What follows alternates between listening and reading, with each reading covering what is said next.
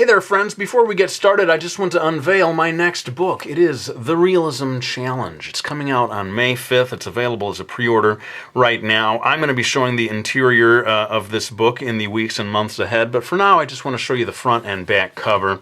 Just like my Realism Challenge videos, you're going to see a photo on the left, my illustration on the right. It's going to show you every step in the process for 30 different illustrations, just like these. And so yeah, big thanks to anyone who decides to help me out by clicking the pre-order link that I've put in the info box below. It's a big deal to publishers. When they get a lot of pre-orders, it sends a message to them that people are really into this book. So thank you so much to anyone who considers doing that. But let's go ahead and get on with the video.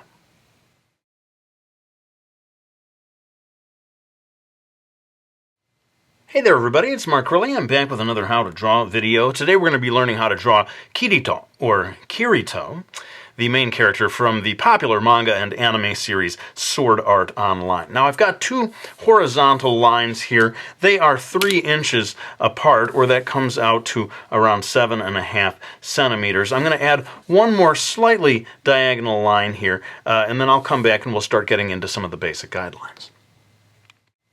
So this line is for the top of his hair, this will be for the point of his chin, and this slightly diagonal line will help us for placing his eyes later on. Notice that it is just a tiny bit closer, it seems to me, to the lower line than the upper line. Well, let's go ahead and do a curving line that will be the top of his head.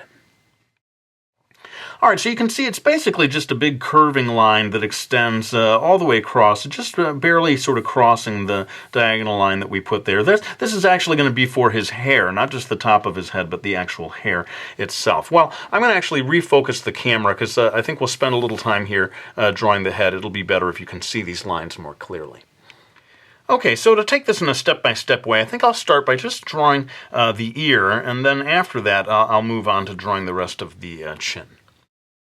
Alright, so pay attention to the distance from this line and considerably greater distance down here to that first horizontal line. It really is sort of like a letter C, maybe slightly elongated. Of course, a backwards letter C. Lest anyone think that I don't know which direction it's supposed to face it. Let's go ahead and I'm going to move down here. I'm going to draw the line that goes across to his chin and then up across his cheek. Okay, so a slightly tricky line to draw here. I would say pay attention to the point of the chin in relation to that first curving line, just a little bit off to the left. He is in a sort of a 3/4 point of view, turning away from us just a bit. And then I would say this area where the cheek, where it curves from the jawline up to the cheek is a little more of a subtle curve. It's not as pointy as the chin. And then I guess you can also pay attention to the distance there for figuring out where that line trails off into the hair. Well, it's time to start drawing the eyes. Alright, well I'm going to be refining these eyes a lot more later on, but for now, just pay attention to the basic shape. This one, very much a compressed oval. Because the face is turning away, we see a little less of it, and over here, maybe more of, I guess I'd call it a conventional oval shape here. Both of them sort of cut off by the line of the upper eyelid. One interesting thing, and I may talk about this more later, is that you get this sort of hook line here that defines the outer edge of the eye. But over here on this side, you don't really have any of that at all. It just stays blank. It's really just a simple curving line up there. Well, let's go ahead and move on to placing the nose and the mouth. Alright, so pay attention to where the nose is in relation to that eye. Very close, very high up on the face. And it really is just a simple sort of almost arrow point kind of a line there.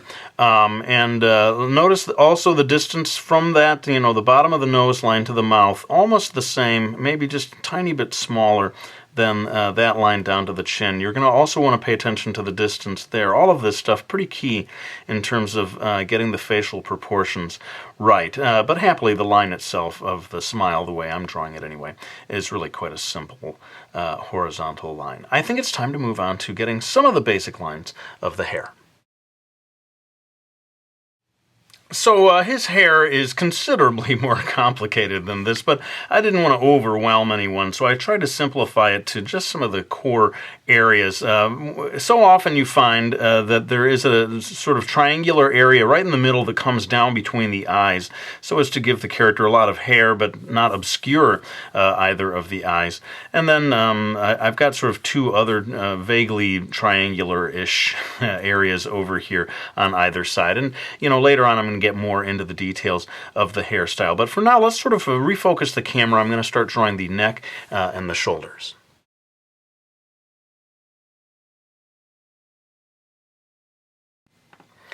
Okay, so pay attention to the lines of the neck. This first one starting just a smidge to the right of the point of the chin, and then the other one just a little to the left of the ear. His neck, I would say, a little on the narrow side, but I think that adds to his youthful appearance. And then once you've got that, and of course pay attention to the length of both of those lines, then you get the angle of the shoulders, rather a subtle angle, I'd say slightly more horizontal in orientation than vertical. And then the lines of the sleeves of his jacket down here. I don't think you have to get too concerned about this stuff. Really, the facial features are going to be key in recognizing this character. But let's get on to drawing the collar of his rather distinctive coat.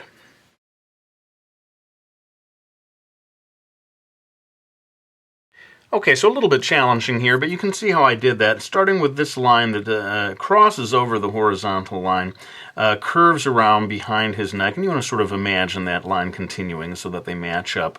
Rather a tight little ovalish curve here, just crosses the line of the neck, and then creates, you see on both sides, this sort of rectangular extension of the collar that comes out before curving down into the neckline. Is that the word? The neckline of his garment. And sadly, that means that we need to just erase the preparatory lines here because they become invisible, basically. You can't see through the cloth.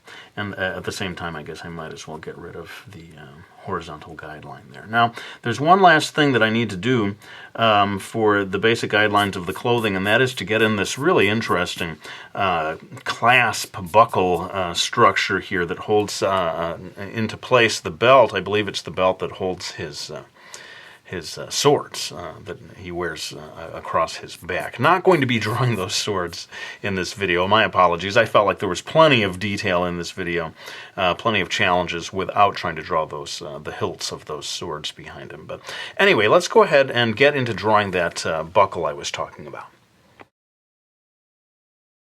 Okay, so I decided to shift focus so that you could see this structure a little more clearly. It is quite an interesting shape, sort of based on a triangle, these three different areas that come out from the middle.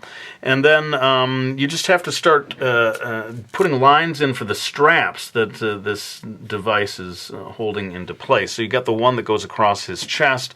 You can't really see, but there's another one up here that's going to sort of go up and around his shoulder. And then, again, a little bit hard to see, but down here I'll go ahead and put in this third strap that's going off across his chest and presumably to his back.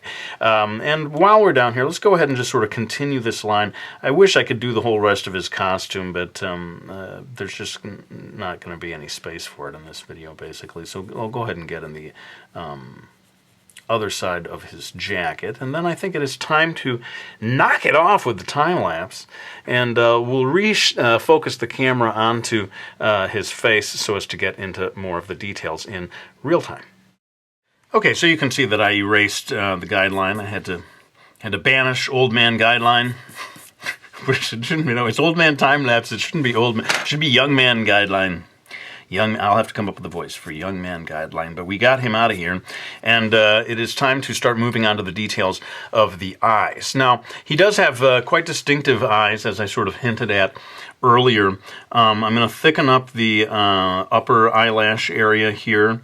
Perhaps, maybe before I get into the details, I should start to draw the eyebrows themselves with the facial expression that he has, as sort of a calm, happy expression. They are in a fairly neutral position, just slightly curved. And his eyebrows are fairly thin, I noticed. They're not, he doesn't have big, thick eyebrows. But you want to get a good distance in here, because one thing that I did notice about the way his eyes are drawn, and this is the anime version, I should say. This is not based on the manga version. This is the anime version. That you need some space in here because he has fairly heavy eyelids. At least the line that delineates the fold of the upper eyelid is fairly distant from that line of the upper eyelash itself. So that was just one thing that I noticed. Sometimes this line just almost hugs that upper eyelash line really close, but there's quite a distance there. In the sort of freeze frame still that I was looking at, I was determined to try to get some authenticity on this one. So I actually based some of it on like a freeze frame still from the actual animated series. So again, I'm darkening up this upper eyelash area.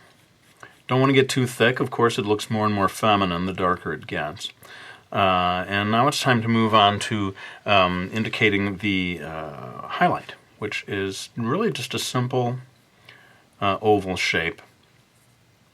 In this particular illustration, it's the upper left, but you know, if the light was coming from the other side, it would be on the upper right. But not too large.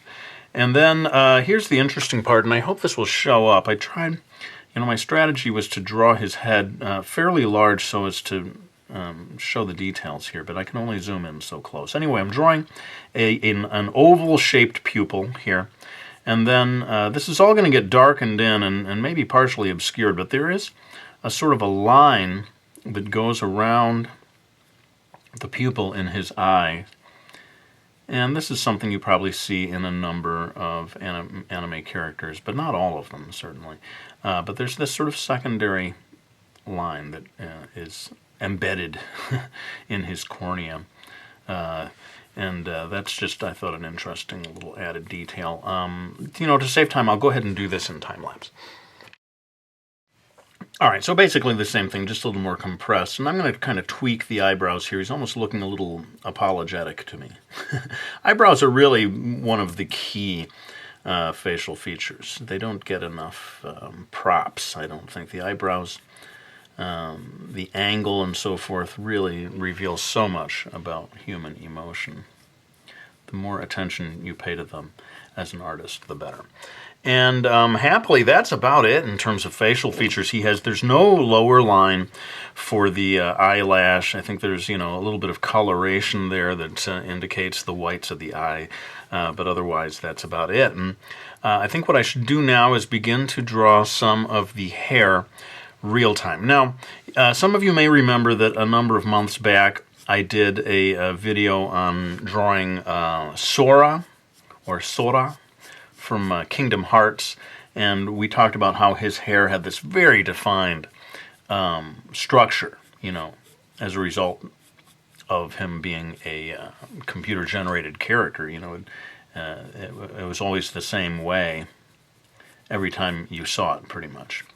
But with this Kirito character, I think there is a little more variation between one version and the next. But in most of them, you are going to see a secondary sort of triangular strand of hair that's filling in this area between, you know, I initially put down these three areas. And then after that, I think you can feel free to begin improvising a little bit and not get too hung up on, oh boy, am I getting every single strand in just the right place. One thing I noticed was that this, you know, this triangular shape here that came down, there was one strand that I saw that was coming in front of all that, a narrow strand coming in front and then curving off. I don't know if that happens every single time, but I think it's a nice way of making his hair look a little more authentic, or bringing a little life to it, having one strand that sort of interrupts the contour there. But you can sort of see what I'm doing here. I'm just sort of taking those initial shapes and trying to break them up into narrower strands. I suppose the key here is to know, when do you stop? When do you, because you could just keep adding lines and adding, and after a while it may get to be a bit much. So yeah, that's just sort of trial and error, I suppose. I'm basically going to try to err on the side of not going too far. But I did notice that over here in this point of view, that you're going to get a sort of jagged edge here. A little bit like the evil mermaid I did last week. That jagged edge. Maybe he's secretly evil. But I noticed at least a number of sort of spiky strands coming off, even maybe one up here. And maybe a last thing to say about the hair, or second to last, because we haven't got down to that part yet, is that this upper curving line does in fact sort of divide into two basic areas as the hair sort of flows from the top of his scalp. So you want to maybe get an indication of that. And then, yeah, we do need actually to get this whole other side of the hair in place. Let me know if you would like me to do stuff like this real time, every strand of the hair and so forth. It does result in me just jibber-jabbering the whole time as I try to think of relevant things to say each time I draw a strand of the hair. And, I know some of you enjoy hearing me talk. Others are like, you talk too much. I always see the comments, you talk too much, man. You need to stop talking. And you know what? Maybe I do talk too much. Sometimes I feel like I talk too much. I get tired of hearing my voice. But anyway, let's go ahead and commit to this. I'll keep doing the entire hair part of it real time, and then maybe some other stuff will have to be time-lapsed through later on. And do let me know what you think of the idea of Young Man Guideline as a cohort of Old Man Timeline. I'm Young Man Guideline. I got to give him some sort of a voice, right? Everyone has a voice. I sure hope my guidelines help you guys to get the lines in the right place. Needs a little work, Crilley. Needs a little work. Oh, and I did notice a couple of lines up here right around that sort of part up there. But I was going to say that you sometimes see, or almost every time see, a few strands of hair back here behind the ear, down at the neck. And then happily, I breathe a sigh of relief. I've reached the end of my real-time hair spike drawing session, and we can maybe move on to the details of the costume. It is sort of a good thing, though, that there's nothing more to do in terms of drawing when it comes to his nose and mouth. They are so simple.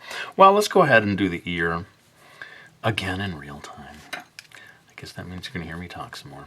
Lots of different ways of drawing the lines of the ear, and I keep sort of reflexively coming back to real human anatomy. I do have a video on drawing the ear, but it is sort of interesting. You'll see like this interior line in anime hook up with this line here, and I don't know if that's quite accurate, that way of drawing it, but it's sort of an interesting stylistic way of putting this across. But anyway, hopefully that gives you what you need to know about the ear. I think what I'll do is refocus so that we can get into the details of the costume. Okay, so lots of details on his clothing, but hopefully you'll agree with me. That's what makes it fun. When you have a very specific design for the clothing, I think that just makes it more interesting, makes the whole character more interesting. So you can see I'm creating a secondary line here that echoes that upper line, really just a long, narrow, kind of rectangular strip there. And then maybe I'll do this. I'm going to do one example of the trim. He has a sort of like a grayish, whitish trim. Everything else being black. Black is clearly Kirito's favorite color. Everything about him, including his eyes, is sort of either black or sort of charcoal gray. But there is this trim on the clothing that is, to my eyes, sort of a light gray, a pale gray. And so a lot of the costume has this trim. I don't know if I'm going to do all of that real time. I may dash in some of that at the end in time-lapse. But you get the basic idea. And what I want to do now is, well, let's get in the line of his shirt, which comes to kind of a V-neck. Is that what that's called? It's a V-neck, not a crew neck. Does he go to the store and say, I'd like a V-neck in black, please? They're in the Sword Art Line world. They have a store. I should say, full disclosure, I watched the first couple episodes of Sword Art Online. I loved it. It looked really interesting, but I'm just so busy these days with my book deadlines. It is hard for me to commit time to an ongoing show of any kind. So I haven't seen any of these things, whether it's, the Sword Art Online or Breaking Bad or anything that goes on for more than just one movie, basically. I can't commit those 20 or 30 hours. Okay, anyway, let's stop talking about my movie watching habits. You get a sort of a V-neck line here, and then it sort of repeats underneath. I may have actually made that a little too thick, but there are these interesting little sort of upside down V-shaped lines here. Not exactly sure what this signifies, but one of these lines, like this over here underneath his jacket, continues. This over here just comes to a stop. But I wanted to make sure I got that detail right. Well, that takes care of that sort of interior V-neck shirt. And now I think it is time to get on to this, which I find the most interesting part of his costume. This, I keep calling it a buckle. It seems a little more sophisticated than that. So those of you who know Sword Art Online better than I do, which is to say everyone on Earth, let me know, does this thing do something besides hold the straps in place? But I'm adding these extra lines, and these are structural lines. These aren't just decorative lines. These are structural lines that show the thickness of this piece of metal and further define the shape, which I find difficult to describe. It's sort of based on a triangle. It has a triangular structure to it, but it breaks off into these little pods almost, and then almost looks like octopus suction cups or something, these round areas. I think it's a very cool design, and hats off to the creators of the series, of the character, for coming up with a distinctive costume. It's got to be challenging these days to, with all the different costume designs that are out there, to continually come up with something new. Well, you get the basic idea of how I'm doing this. I'm using oval shapes, and then maybe drawing one line over here, which is the outside edge closest to us. And once you've got that in place, almost looks like a crescent moon, you can have this other line cut inside there, and that creates your sort of octopus suction cup.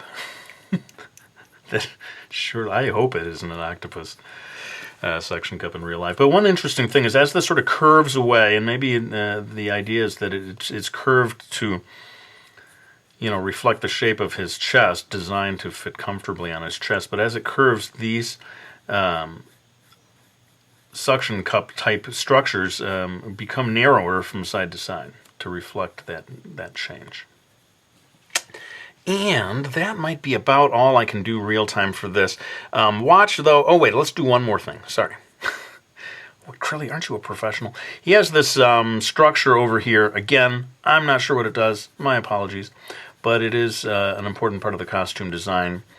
And sort of rectangular with slight triangular points on either side, I would imagine, but it does break the contour of his sleeve.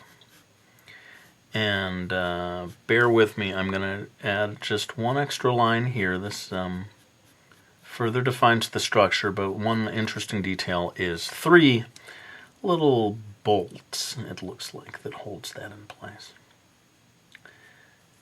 And I'm afraid I have reached the end of my real-time drawing for the clothing. Please just watch. I'm going to do this in time-lapse, but I'll maybe come back and be able to give you some pointers on the remaining details.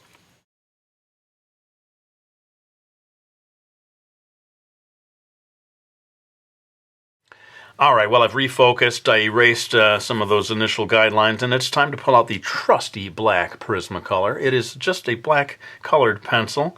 For those of you who don't know yet, people are always like, what is it? What manner of drawing tool is this that produces lines of inky blackness? It really is just a colored pencil, folks. But I suppose Prismacolor is one of the better companies when it comes to colored pencils. If you can find a black Prismacolor, that's great, but if you can't, just go for the best colored pencil you can find at an art store. if indeed you want to get this same kind of effect that I'm getting here with these dark black lines. Well, I'm going to go ahead and kick it into time-lapse. I'm going to finish adding, dark black lines on top of all of the lines I've drawn thus far, and then we'll come back and maybe get into some of the shading.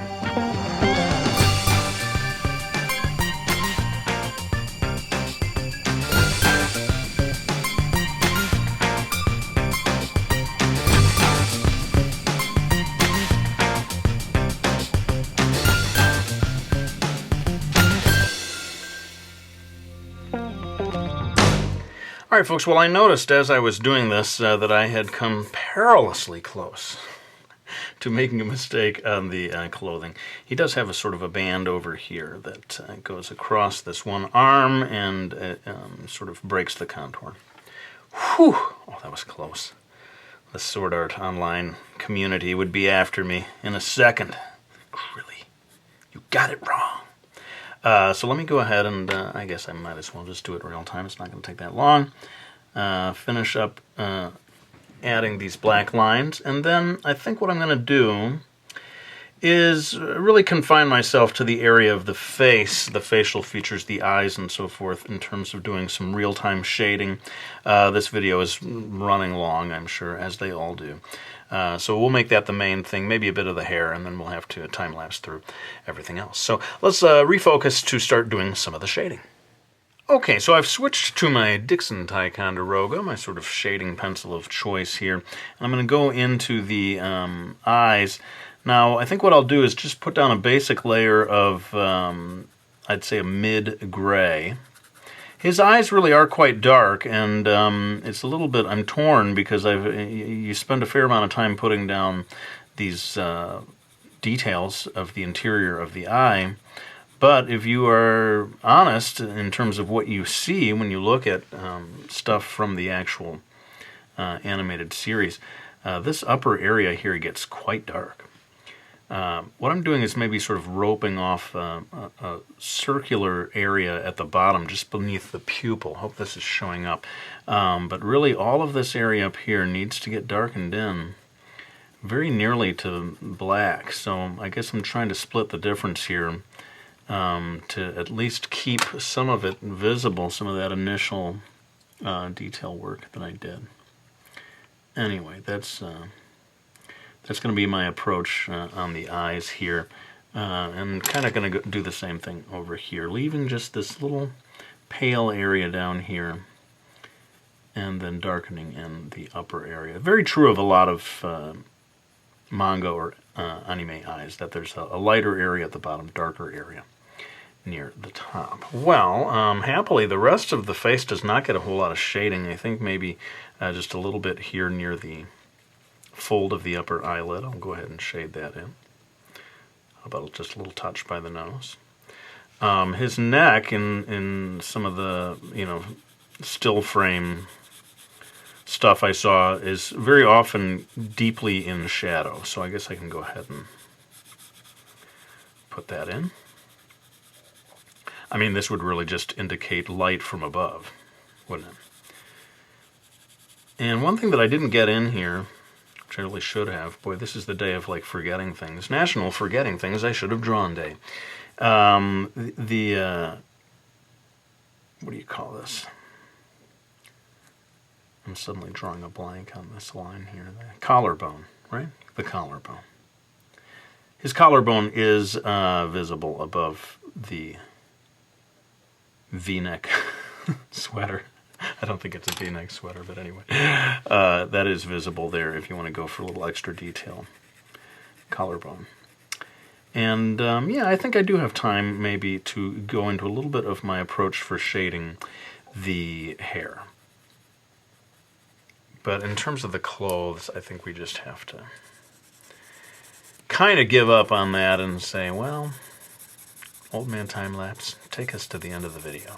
But what I'm doing now is, again, putting down a sort of a base. This time I'm going to put down a base pale gray and leave a little bit of it untouched, just a tiny strip of it, and that will serve as the highlight. Because his hair does have a sort of a glossy sheen to it.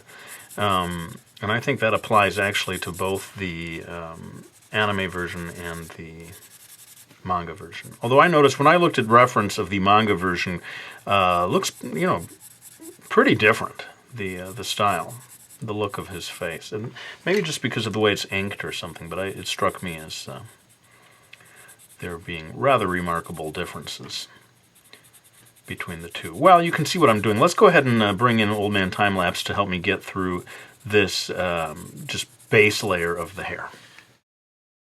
Alright, so we've got this base layer finished, and what I want to do is sort of rope off a little area here that is going to serve as our highlight. Now, I guess I'll go ahead and commit to a slightly darkish line so that it will be visible. And I'm going to have it sort of trail off here towards the middle and then maybe pick up again as we come over here to the other side of the head. This is fairly common to see a highlight in this area. And because I already had that base layer down there to begin with, that all is just going to remain at that sort of mid-gray. I guess it's slightly pale gray. And that becomes the highlight of his hair. Now you can see it's going to take me a while to build up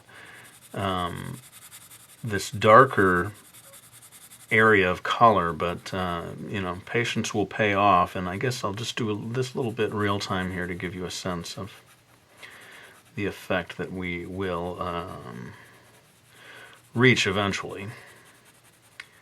Just by surrounding this highlight area with darkness and leaving that area untouched, or at least, you know, leaving only that first base layer, you will get a nice little grayish highlight to his really dark hair. I think it's supposed to be black hair, but I think they just use a really dark charcoal gray so as to keep the lines visible.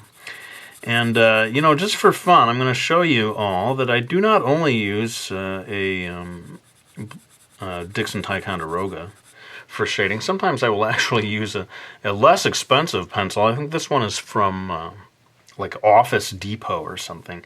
It's a softer lead, and it allows me to get a darker color without pushing down too hard. Now the drawback is that if you touch this lead, it really smears. You know, the softer it is, the more it smears. And those of you who are having trouble with a lot of smudging and smearing, you may be using a pencil lead that's a little too soft for you, if you're having that problem. And you might want to try switching to one that's just a little less soft. Anyway, you get the basic idea of what I'm heading towards with this part of the drawing. I'm going to go ahead and do this in time-lapse and probably just zoom on down to the hair, to the clothing as well. Get all of this done, all this shading done in time-lapse, and then we'll be back with a few final words.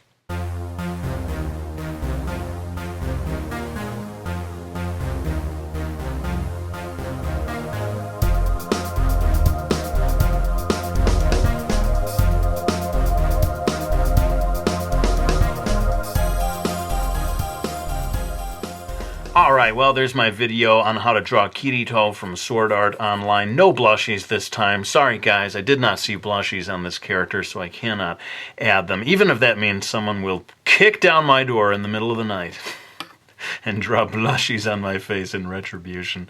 But for now, let me go ahead and thank anyone who has supported me by getting my books like Brody's Ghost and Miki Falls, my 2 graphic novel series, as well as Mastering Manga and Mastering Manga 2, my How to Draw books, and, coming soon, the Realism Challenge, which will be out May 5th. 2015, but you can, of course, pre-order right now by way of the link in the info box below. But let's go ahead and lay down this pencil. I want to thank you all for watching this video. I hope you enjoyed it, and I'll be back with another one real soon.